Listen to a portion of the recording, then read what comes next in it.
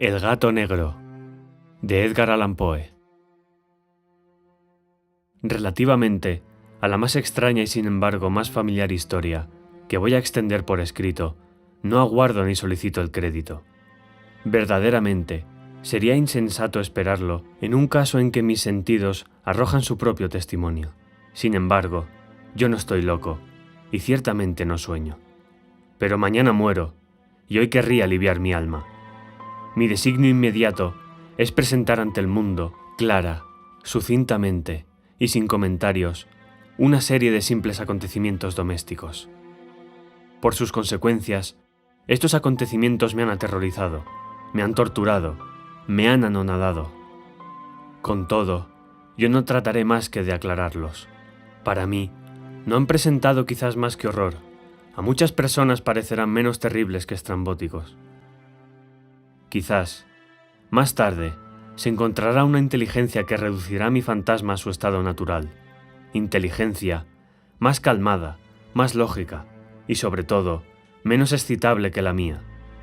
Que no encontrará en las circunstancias que relato con terror más que una sucesión de causas y defectos muy naturales. En mi infancia, había sido conocido por la docilidad y humanidad de mi carácter. Mi ternura de corazón era tan extremada que había hecho de mí el juguete de mis camaradas. Tenía frenesí, particularmente por los animales, y mis parientes me habían permitido poseer una gran variedad de favoritos. Pasaba con ellos casi todo el tiempo, y nunca me consideraba tan feliz como cuando les daba de comer o acariciaba. Esta particularidad de mi carácter aumentó con los años, y cuando llegué a ser un hombre, vino a constituir uno de los principales motivos de placer. Para los que han profesado afecto a un perro, fiel e inteligente, no tengo necesidad de explicar la naturaleza o la intensidad de goces que puede esto proporcionar. Hay en el desinteresado amor de un animal, en su abnegación, alguna cosa que va directamente al corazón del que ha tenido frecuentemente la ocasión de experimentar la humilde amistad y la fidelidad de la envoltura del hombre natural.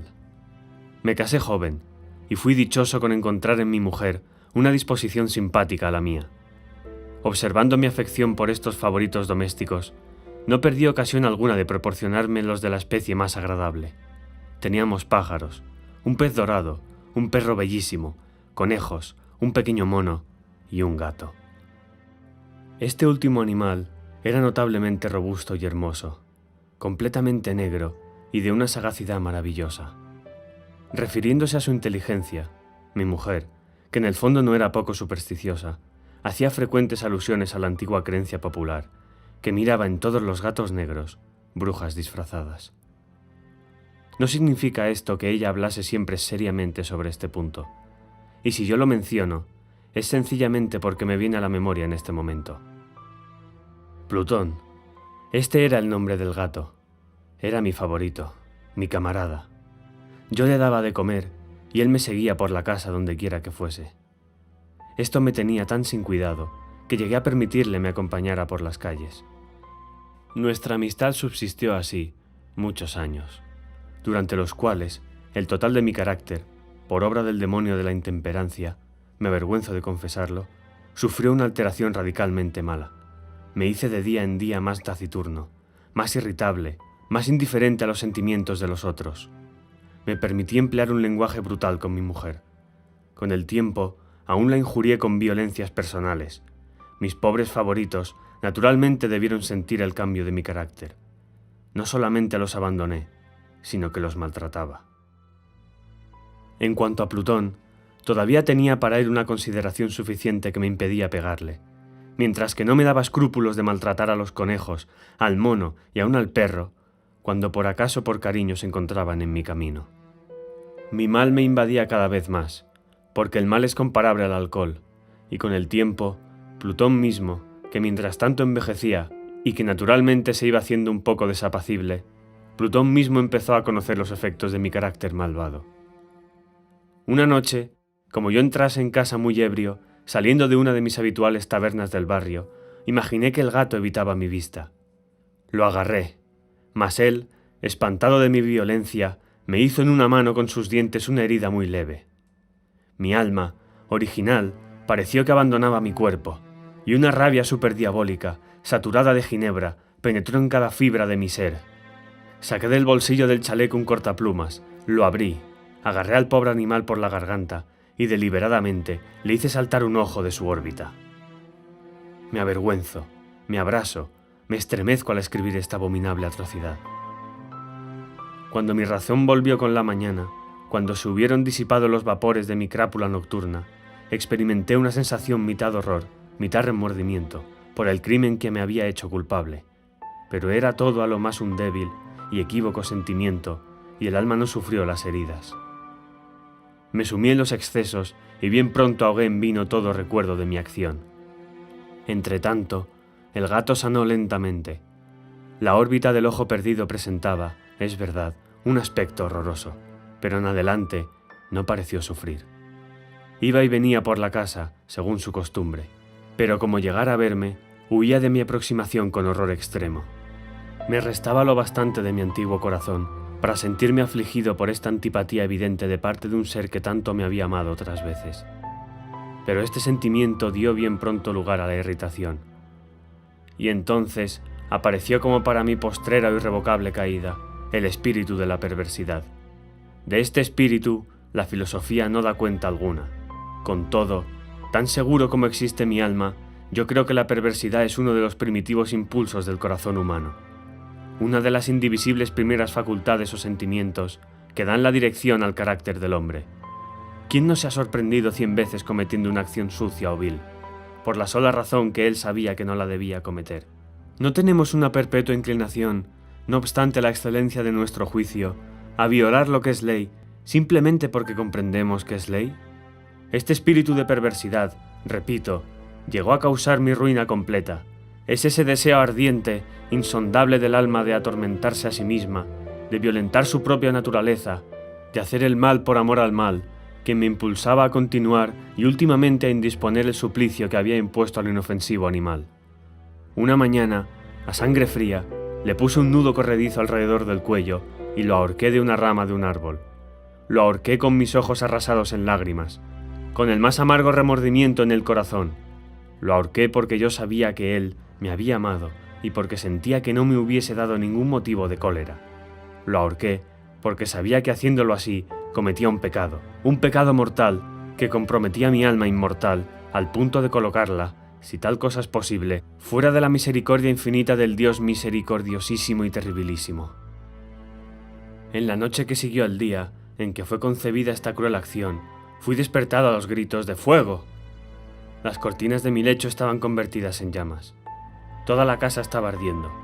No sin gran dificultad, escapamos del incendio mi mujer, un criado y yo. La destrucción fue completa. Fue absorbida toda mi fortuna, y entonces me entregué a la desesperación. No pretendo establecer una relación de la causa con el efecto, entre la atrocidad y el desastre. Estoy muy por encima de esta debilidad, mas doy cuenta de una cadena de hechos y no quiero descuidar ni un solo eslabón. El día que siguió al incendio, visité las ruinas.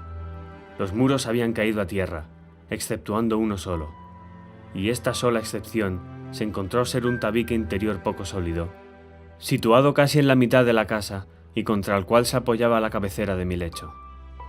La fábrica había aquí resistido en gran parte a la acción del fuego, cosa que yo atribuía a que recientemente se había renovado.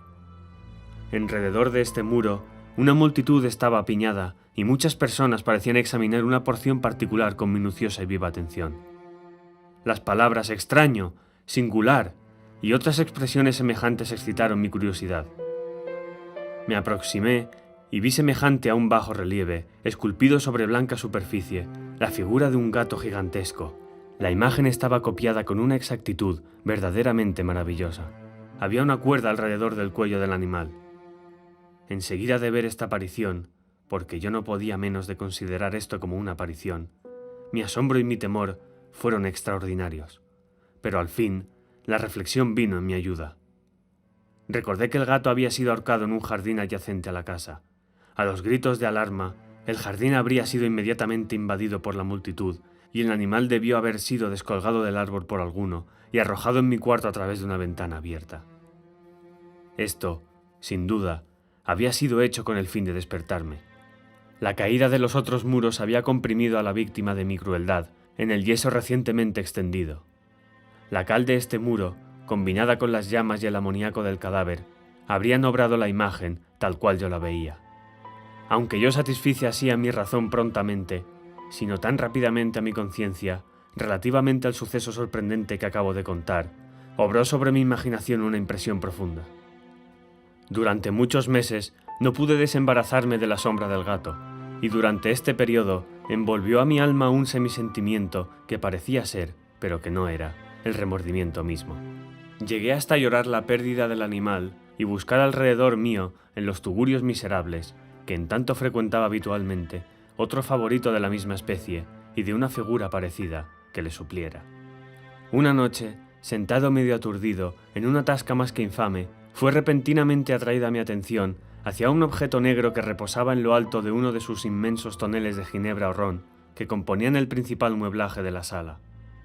Hacía algunos momentos que miraba lo alto de este tonel y lo que me sorprendía era no haber notado desde luego el objeto colocado encima. Me aproximé, tocándole con la mano. Era un gato negro, un enorme gato, al menos tan grande como Plutón, igual a él en todo, excepto en una cosa.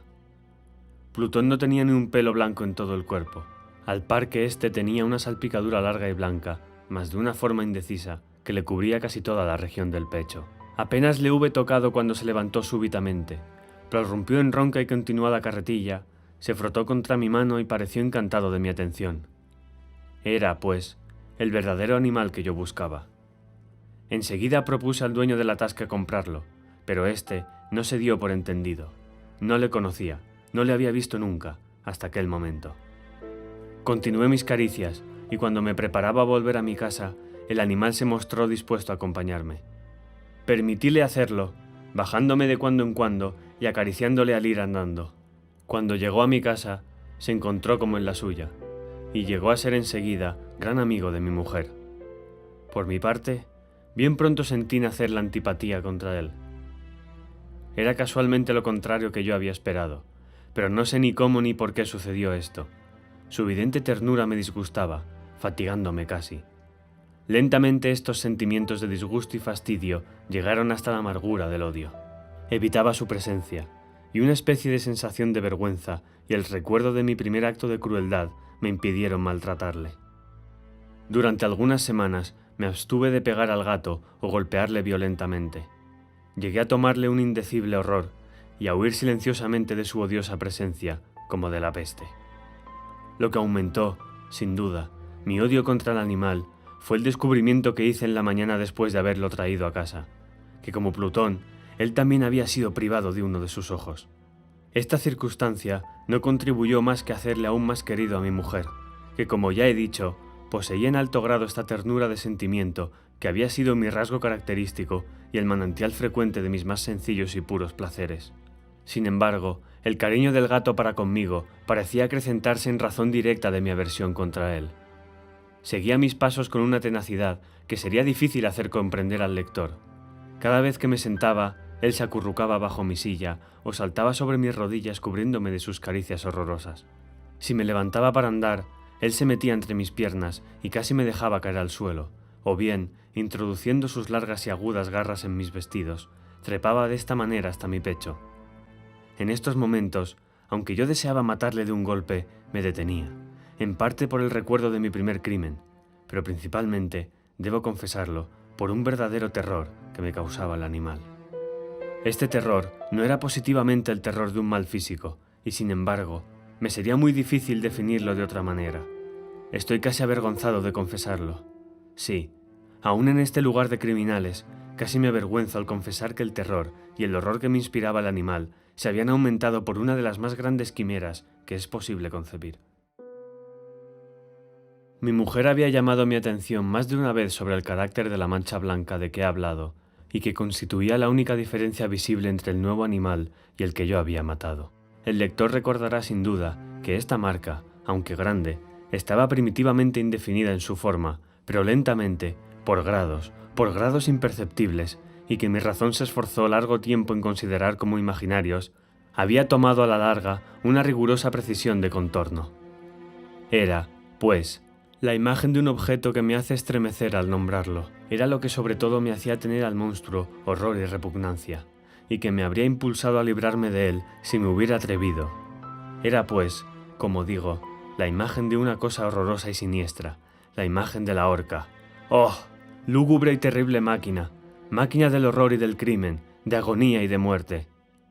Y he aquí que yo era un miserable, más allá de la miseria posible de la humanidad, una bestia bruta, de la cual yo había con desprecio destruido al hermano, una bestia bruta creando para mí, para mi hombre formado a la imagen del Dios Altísimo, un tan grande e intolerable infortunio.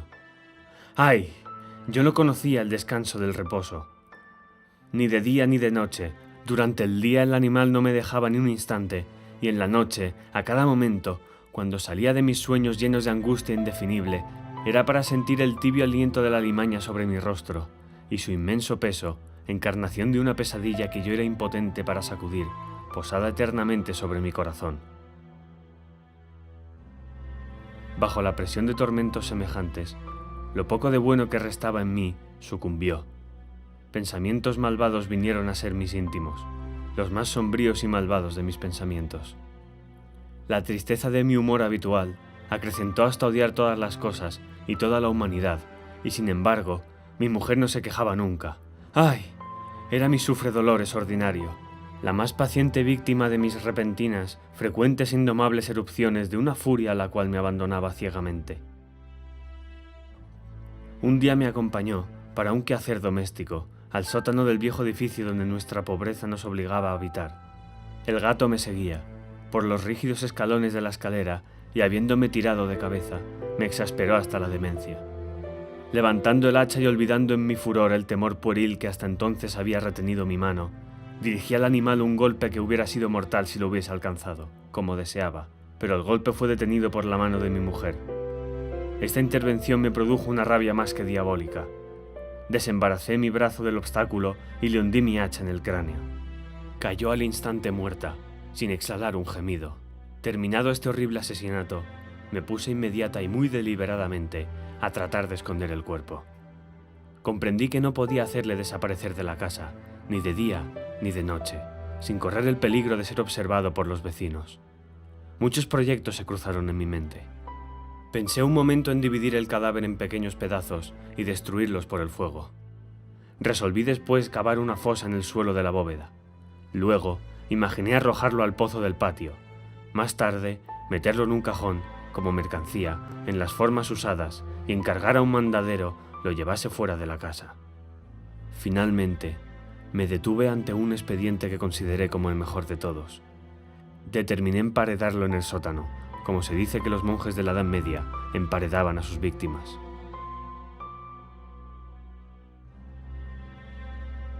El sótano parecía muy bien dispuesto para semejante designio.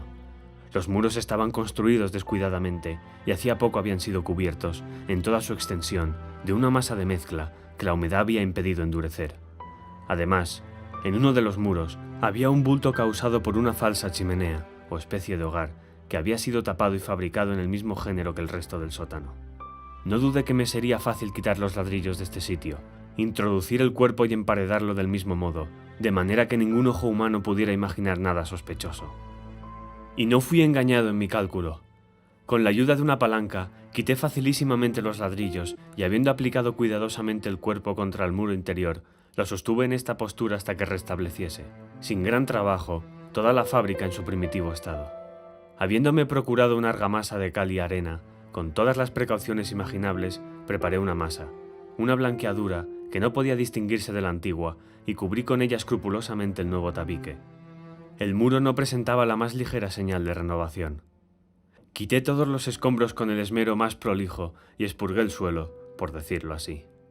Miré triunfalmente alrededor mío y me dije: aquí a lo menos mi trabajo no ha sido perdido. Mi primer pensamiento fue buscar al animal que había sido causa de desgracia tan grande, porque yo al fin había resuelto darle muerte.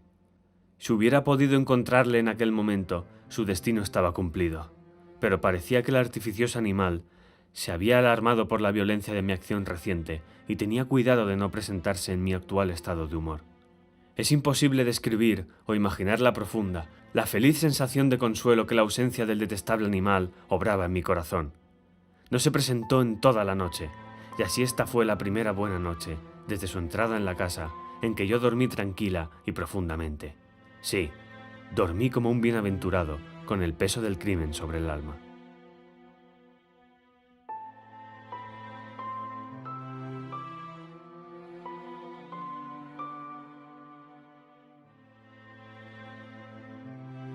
Pasaron el segundo y el tercer día, y sin embargo, no vino mi verdugo.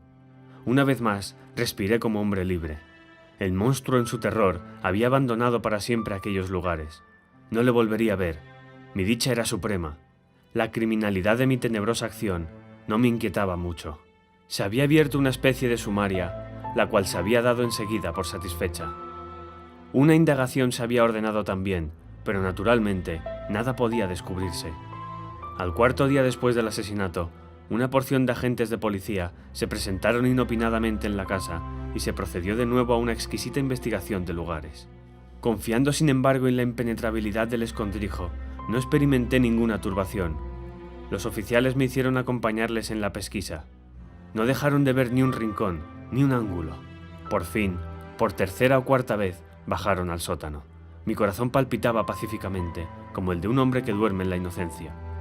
Recorrí de punta a punta el sótano, crucé mis brazos sobre mi pecho y me paseé descuidadamente de un lado para otro. La justicia estaba plenamente satisfecha y se preparaba a marchar. La alegría de mi corazón era demasiado fuerte para ser reprimida. Me quemaba el deseo de decir una palabra, solo una palabra en señal de triunfo, y hacer duplicadamente palpable la convicción acerca de mi inocencia. «Caballeros», dije al fin, cuando la gente subía a la escalera, «estoy satisfecho por haber desvanecido vuestras sospechas.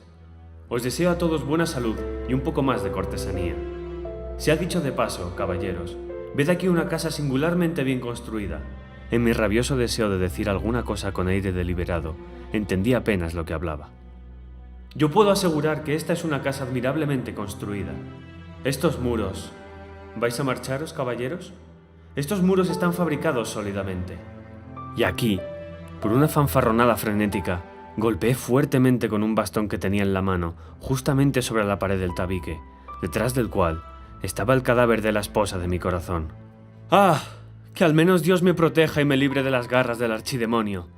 Apenas el eco de mis golpes turbaron el silencio, cuando una voz me respondió del fondo de la tumba. Un lamento primero, velado y entrecortado como el sollozo de un niño, luego, enseguida, inflamándose en un grito prolongado, sonoro y continuo, anormal y antihumano, un aullido, un alarido mitad horror, mitad triunfo, como solamente puede salir del infierno, horrible armonía brotando a la vez de las gargantas de las condenadas en sus torturas y de los demonios regocijándose en su condenación. Contaros mis pensamientos sería insensato. Me sentí desfallecer y caí tambaleando contra el muro opuesto. Durante un momento los agentes colocados sobre los escalones quedaron inmóviles, estupefactos por el terror. Un instante después, una docena de brazos robustos caían demoledores sobre la pared que vino a tierra de un golpe. El cuerpo, ya muy destrozado y cubierto de sangre cuajada, estaba derecho ante los ojos de los espectadores. Sobre su cabeza, con las rojas fauces dilatadas y el ojo único despidiendo fuego, estaba colocada la abominable bestia cuya astucia me había inducido al asesinato y cuya voz acusadora me había entregado al verdugo. Yo había emparedado al monstruo en la tumba de mi infortunada víctima.